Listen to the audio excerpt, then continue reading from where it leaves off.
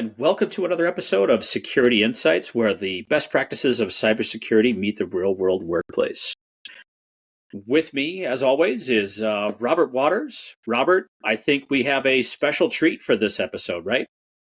You got it. Thanks, Chris. And consider this my Christmas gift to you.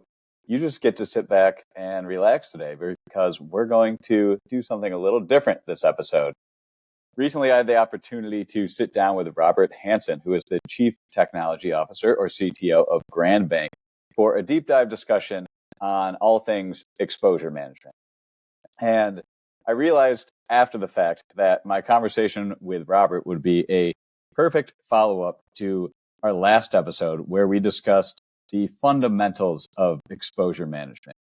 So for this episode, we're going to play the recording of that conversation. Before we begin, I just want to thank Robert again for taking the time out of his busy schedule to speak with me. His experience really makes him the perfect person to talk with about this topic, which I think people who listen in now are going to agree with me on. And so now, without further ado, let's roll that recording. And joining me today is another Robert Hanson. Robert, thank you for being here. And if you wouldn't mind, just please go ahead and introduce yourself for everyone tuning in.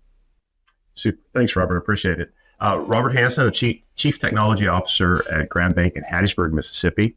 I've got a little over 40 years of information technology and information security experience.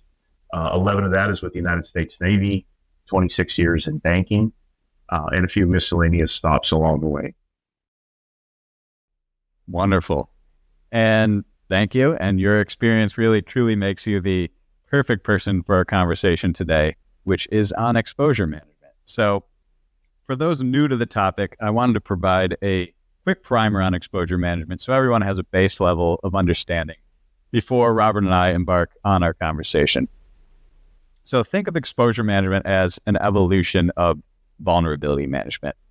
It maintains vulnerability management's core mission of improving security posture by eliminating problematic cyber exposures across the attack surface, but it improves on traditional vulnerability management practices in a few ways. So you see them on the slide here.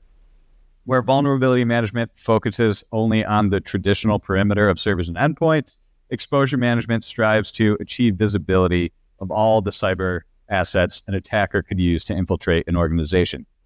Things like applications, websites, mobile devices, IoT devices, and so forth. Because, as we all know, you can't protect what you can't see.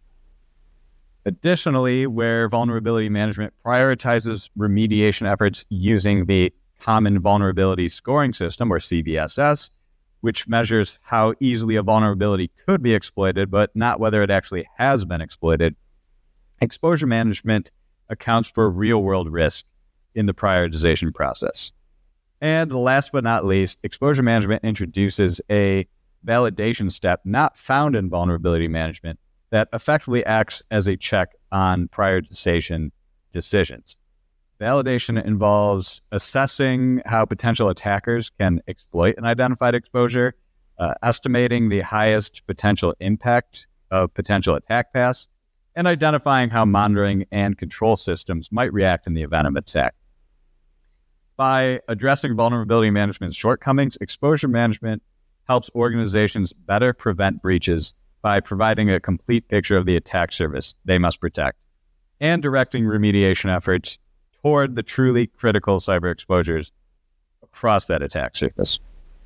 That is my high-level overview of exposure management. Now we're going to do a bit of a deeper dive on the topic, pulling from Robert's extensive experience in IT and cybersecurity that hopefully helps everyone tuning in gain an even better understanding of this emerging area. So, Robert, we say this a lot in the world of IT and security. In fact, I just said it a minute ago, but that's only because it's true. And that's that you can't protect what you can't see. So much of this story begins with visibility. So let's start there now ourselves. How should organizations go about getting visibility over their attack surface? Again, that's the fundamental step here is knowing the unknowns, what's out there, what you don't know. So understanding your assets, and that's where security starts for every organization. What hardware, what software, what data do you have? Where's it at? Is it on-premise in the cloud? what is under your control, what is under your vendor control. And I think, the primary focus, at least in the financial industry, is knowing where your data is, where it's going, and who's controlling it. Absolutely. Yeah. Those unknowns you mentioned are really an issue, because what you don't know, again, what you can't see, you can't protect. So in years past, perhaps securing a perimeter was almost solely a question of internal assets, servers, endpoints, etc. And while that approach made sense 20 years ago, organizations have so many more external facing assets today, which are largely what make up that group of unknowns. So those external assets, they introduce new levels of risk to the organization. How do you account for all that makes up an attack surface today? I think the thing to remember with this is to start simple and expand and enhance as you grow. If you're focused on, I need this complete list now, it can be a little overwhelming. So start with those things and then grow from there. Remember, your environment's constantly changing, so it's something you're going to be doing forever. It's ongoing. So build discovery into your environment, knowing, using different tools and methods, looking at different types of scans, whether they be IP scans or SNMP scans, authenticated, unauthenticated. Create a complete change management database. Have that repository where all your assets are in. You know where to go. Get that data normalized from multiple sources. Give you a really good picture of what's out there. And then have an accurate infrastructure map that helps you visualize the business services involved. Not just the systems, but the data, what types of encryption, anything that helps you identify how that data is moving from point A to point B. All great points. Yeah, I think the service map is a really interesting point, because that's how you start tying things together. It's not all just these lone assets out there existing in a vacuum. It brings the whole picture together. So that covers off on visibility, which again is really the foundation for so much of IT and cybersecurity, and especially this exposure management story. And it leads us to our next area of discussion here, which is prioritization. So in a perfect world, we wouldn't really worry so much about prioritization, right? We'd remediate every single exposure and therefore eliminate every single threat. As we all know, though, here in the real world, that's simply not feasible. So then it becomes this calculation that every organization has to make. What's our risk appetite, if you will? What's the level of risk that's acceptable to us? Robert, how have you looked at that calculation throughout your career, and how do you look at it today? You covered a little bit about this early on. A number of years ago, infrastructure was simpler. Your connection points to the internet, if they existed, were very minimal. Most people were in an office. You could kind of control that environment. You might have had one or two vendors that had some stuff off premise, like, for example, a core banking system, things like that.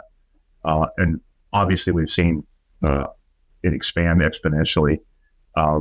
And you had a list early on where you could say, hey, you need to do these 5 things. And that was kind of the all-encompassing list you had to use. But now that list doesn't work. That's a good starting spot, but you got to go further. And just like I mentioned earlier, it's kind of a continued process improvement cycle. Once you think you're done, you're not. Something else is going to get added to that environment. You just need to make sure you add it back in or add that into it.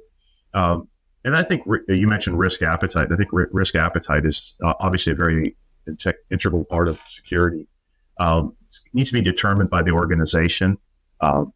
Sometimes IT departments will kind of want to derive that themselves, but that's a business function. And I think you need to sit down with your business units, strategize with them, talk to them, train them, show them what the cyber side or the information security side of risk is and how you can help mitigate risk, and just kind of guide them through that process. Everybody talks about IT or cybersecurity being a department of no. I like to really think of it more of the department of how. That's a great quote. Yeah, Department of No has been the long time, perhaps fair or unfair, label that's been slapped on cybersecurity, but department of how is so key in this day and age. I mean, it's all about enabling the business. And I have a specific experience I remember from my career going back several years now. And I work in marketing, like I said, and this was at a previous company, but we were looking to enable, I think, some sort of widget or something to do with Salesforce, some sort of Salesforce plugin. And for whatever reason, the head of our IT and security team felt that it introduced, a vulnerability or risk rather to the organization at a level he wasn't comfortable with.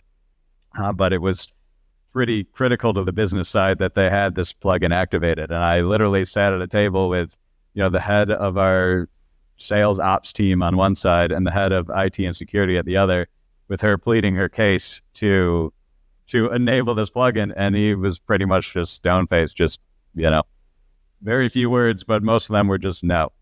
And hence the Department of No label. Instead of having that Department of How conversation around, how do we make this happen for the organization so that it allows the organization to operate how it needs to grow or attain whatever other goals it feels are applicable, and also protect itself at the same time. So that is really the conversation around risk appetite.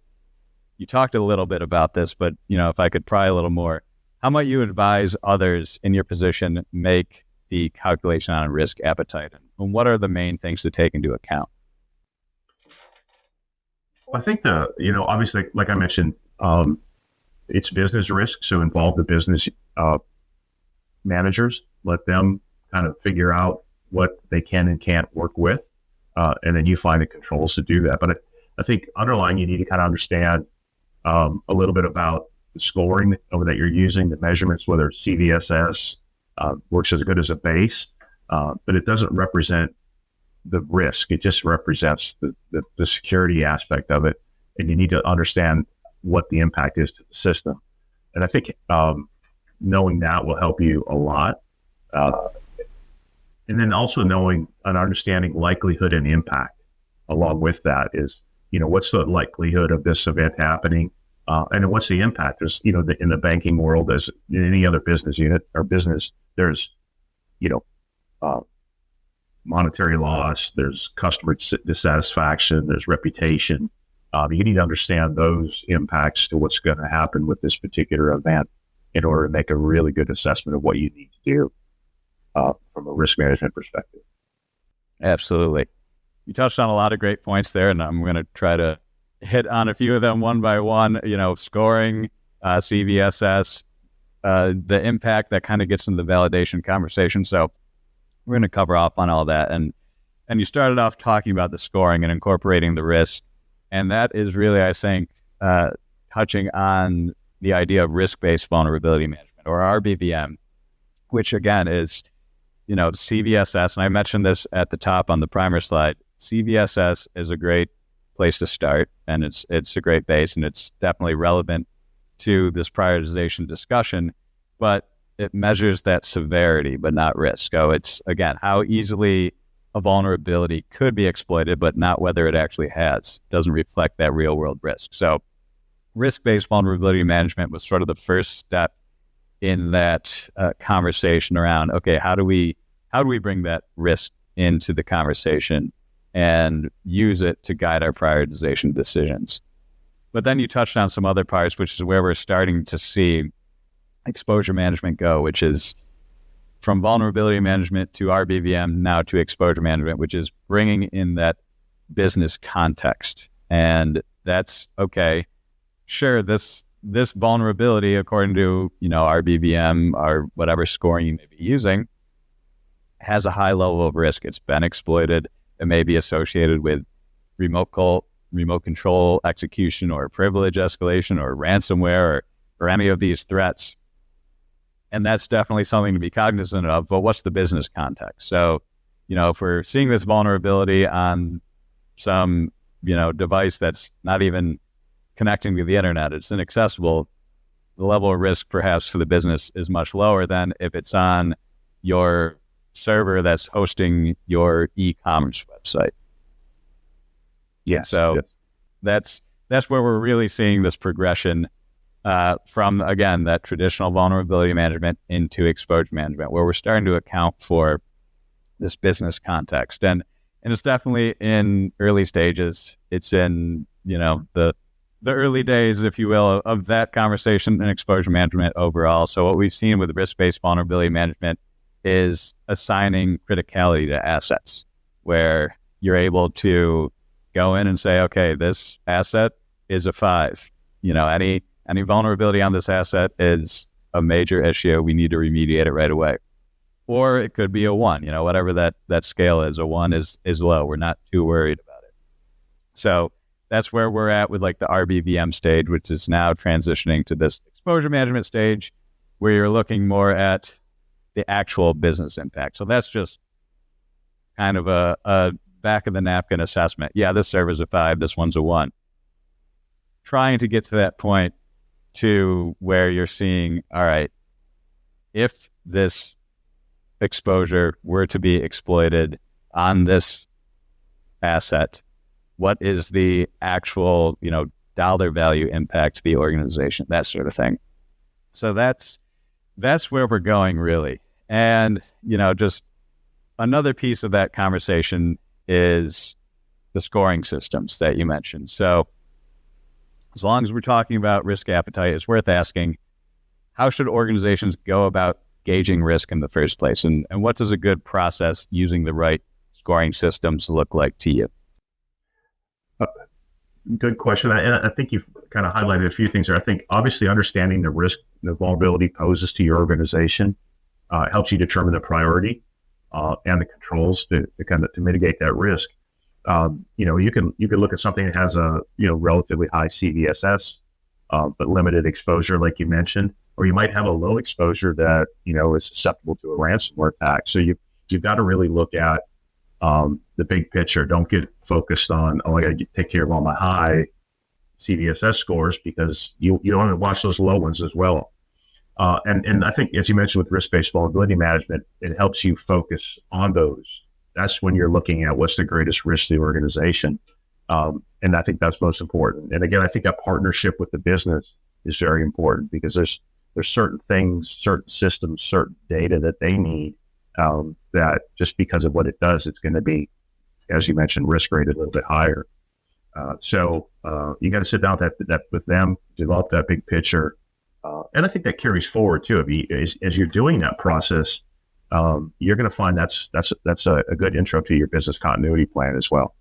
And that kind of segues naturally to another topic I wanted to touch on, which we talked a little bit about, business impact. And this is one thing that comes into the conversation here is validation. So validation, if you will, maybe a sort of a newer term, but it's basically encompassing things like pen testing and breach and attack simulation, things that have been done for a long time, but perhaps not always in concert with the overall vulnerability management process. Now, we're seeing with exposure management where validation is basically this new step on this continuous process of exposure management, where you're identifying your attack surface, you're identifying the exposures across that attack surface, you're prioritizing those that are, the highest risk, and then there's this validation step. So, have you touched on that at all in your career?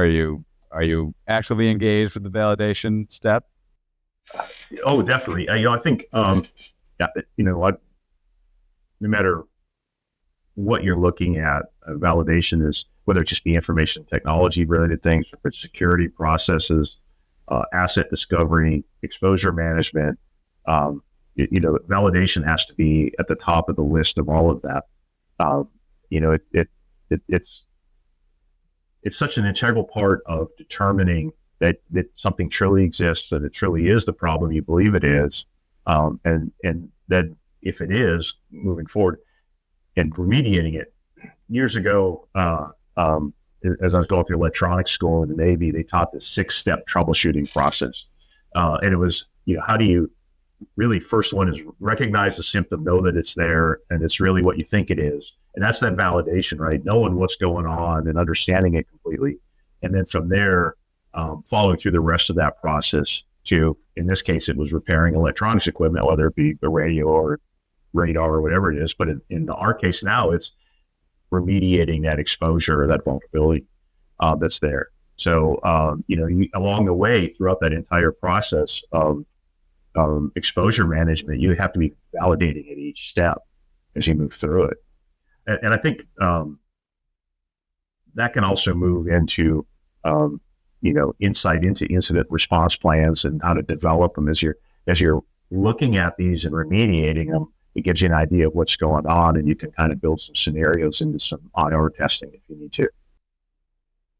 For sure. Yeah. And that actually, so, I kind of started that question listing what are effectively the stages of the Gartner Continuous Threat Exposure Management, or CTEM program, which is really essential part to this exposure management conversation. And you kind of added the last one, which we're going to talk about in a minute, which is mobilization or remediation.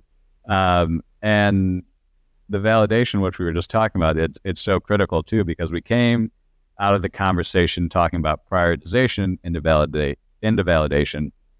And we had talked about, with CVSS, you have this huge pile of vulnerabilities you need to remediate. With a risk-based approach, there are a lot less that for sure you need to focus on, but it still can be a sizable number. It can be, operationally infeasible still to go out and address every single one of those. And so what validation does is whittles that list down even further. So again, it's taking that sort of business impact and really looking at, okay, I know this is a high risk critical vulnerability just based on the threats associated with the vulnerability, with the exposure, but could it really impact my business? And if so, how much? And that's what you're validating there. Right. And so that transitioned into the discussion around mobilization or remediation. So, okay, now that I know it definitely can impact my business, I need to go out and fix this. So what's your approach there, I guess? Remediation, patch management, how should IT teams be thinking about bringing those in line with their exposure management strategy and getting all of it working in concert? I think, kind of deploying some of those things we've talked about, getting a good risk-based vulnerability management process together, implement that in with a good patch management process. Obviously start at, the high-risk items first, work your way down, and just developing a goal, I think, is probably the first important step. And then you improve from there. We talked, a couple of times throughout the conversation about continuous process improvement, and it's really easy as an organization grows and that perimeter dissolves and ends up everywhere else to get overwhelmed by what's out there. But I think if you are focusing on risk first and moving your way up that ladder, you'll get there. Again, it's going to be continuous, but you're going to get there and you're going to be a lot more. I think this kind of ties a lot into vendor management. If you've got vendors hosting things for you or performing services for you, you've got to kind of treat them as part of your environment as well. So you need to probably be assessing some of the things they're doing for you. And I think this is a good place where we've seen external attack surface management come into play. This started out with, let's look at us, let's look at Grand Bank, let's see what we've got out there that we may not be aware of. But then it turned into, well, we found something that a vendor has for us. There's some exposure. So let's tie this into our vendor review program. And then after giving a little bit more thought to that and thinking about how we do vendor management, we decided let's bring that into the onboarding of the vendor. Let's do an assessment. As we're assessing that vendor to bring them on board, let's use this tool to do an assessment of the vendor. And granted, you're going to find stuff as you're assessing a vendor that doesn't have any pertinent behavior. For you, it's not you, it's the vendor. They don't have any of your data. They're not doing any services for you. but I think it helps you understand their process and stuff a little bit better, and maybe have a conversation with, well, if we do this, and here's what we're seeing, how can you ensure me that's not going to happen? I was looking at the potential vendor the other day, and just doing an assessment, and all of a sudden these two overseas locations popped up. So I asked them, help me understand. Let me be clear that my data stays here in the United States. Just from a banking perspective, it's easier to support that and maintain that. So I think that really that's the second step, that vendor management, and use it as a tool. It's not meant to be a gotcha thing. It's meant to be, hey, let's be a partner here. So I think that was kind of enlightening for us, is using it as part of our vendor management, building a vendor scorecard around it. And then we talked about validation. Let's make sure, and then we're constantly on, critical vendors or whatever you decide a level of vendor you want to do this with, making sure you're doing that on a regular, consistent basis, whether it be every semi-annually or annually. Perfect. Yeah, you actually you predicted my next question there, which was going to be around third-party risk management.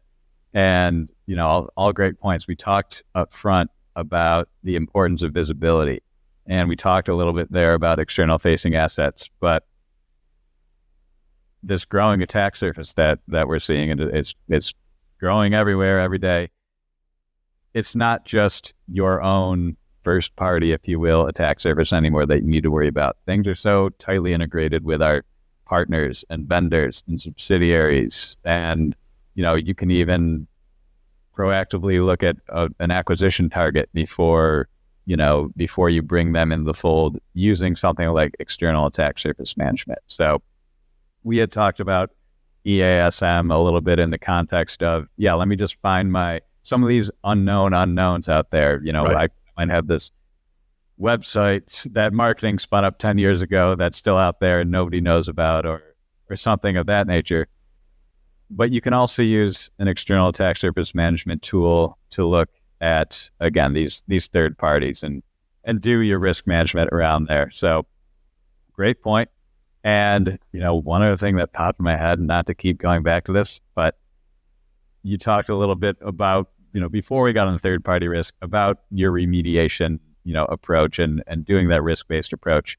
And one other thing that, we find is that we talked about how CVSS has, 7 times more critical vulnerabilities than a risk-based scoring approach is going to have. But what also happens is there are lows and mediums under CVSS that, have these low CVSS scores because their severity is low. The likelihood that they would be exploited at the time they were scored seemed low.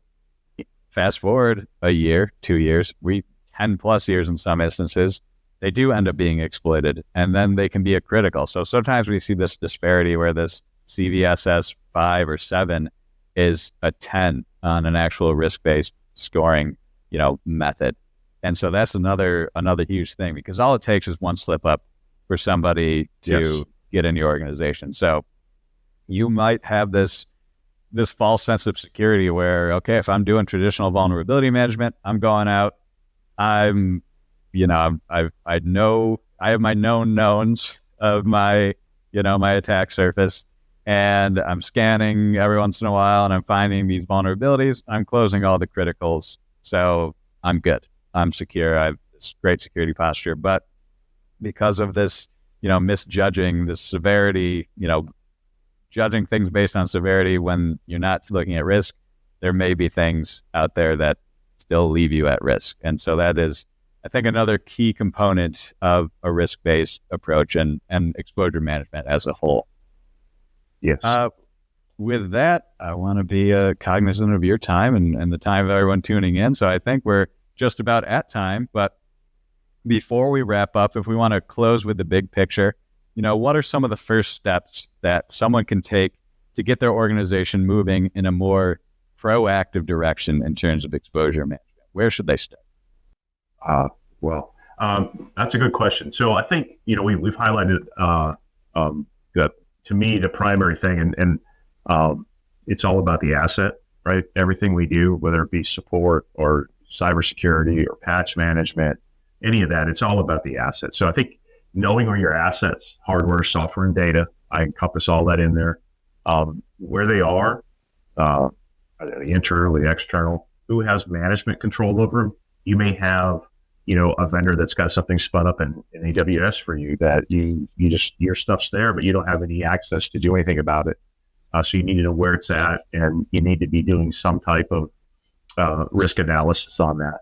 Make sure you've got good performance criteria designed around those vendors who have those assets, and that you're monitoring it regularly. I think it's very important. That's all part of a good vendor management program.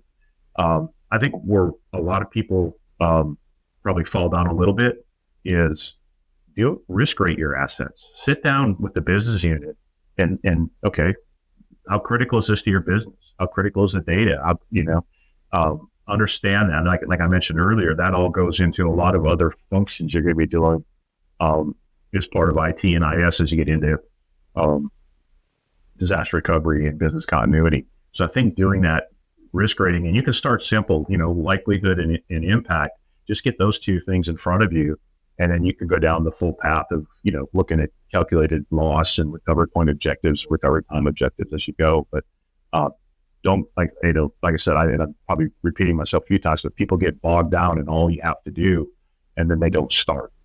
I think having a very strong vulnerability and patch management program is essential to all this. You need to be really assessing everything on your network or off your network in the cloud as much as you can, and in many different mechanisms as you can, and then having a good patch management program defined that secures the organization, and allows you to meet those goals, and that's an automated process for me. Do as much automated of that as you can, so you're not spending a lot of busy time doing this.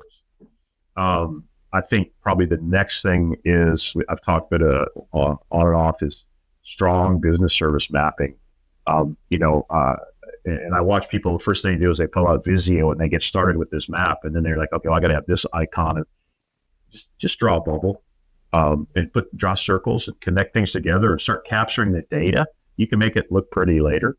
I think if you're worried about how it looks, you're going to overlook things.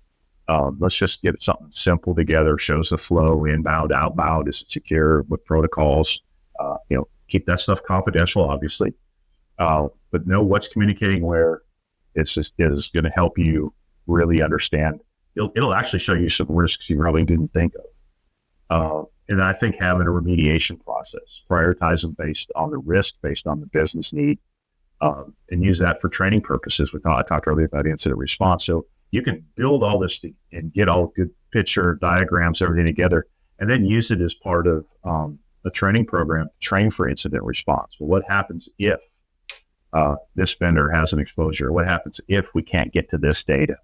Like I said, you start from the beginning, discovering this stuff, and as you're working towards it, you're going to meet all these other kind of plateaus along the way that get your program to be as strong and sustainable and resilient.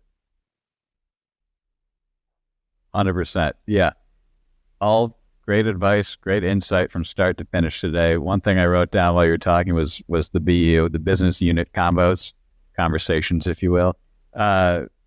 So critical because, again, exposure management is really an inflection point where cybersecurity, the security team, is starting to have a seat at the table with the business, and it works both ways. So you mentioned before risk appetite. It's not an IT decision. It's a business decision, and you have to have these conversations with these business units to figure all this stuff out and involve them. And another thing I wrote down, which is it's all about the assets, or all about the asset, which you stated. I think you should probably trademark that.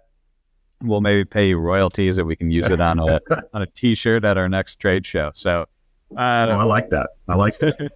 Perfect. With that, I think is the perfect place to end our conversation today. So, Robert, thanks again for joining me. Thank you. I appreciate the opportunity and enjoy the conversation. Welcome back, everyone, to our regularly scheduled podcast programming.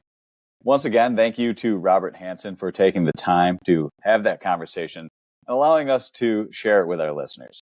If you work in the cybersecurity space, you really need to start wrapping your head around exposure management. And hopefully Robert's insights will help you to do so. And Chris, thanks for letting me commandeer this episode. I think that's a wrap. Absolutely. Thank you, Robert. And also to Robert Hanson. So Robert he's been a customer for a long time, but he's also one of those customers of ours that we refer to as design partners. Robert has been closely engaged with us for over the years. So again, a big thank you to Robert for all of his help and to all of our design partner customers out there. It's your direct engagement and feedback that helps us to deliver products that are really helping you to optimize and solve real problems in your environment. So thanks, a big thank you to Robert and all of our design partners out there. And wrapping up this episode then, thank you for joining us here on Security Insights. As always, feel free to share this episode if you like what you heard. If you find something that's relevant to some of your colleagues, something that could be helpful for them, that helps us to get our viewership up. And on that note, we'll be back again next month with an all-new cybersecurity topic for our loyal listeners. Until then, stay safe, stay secure.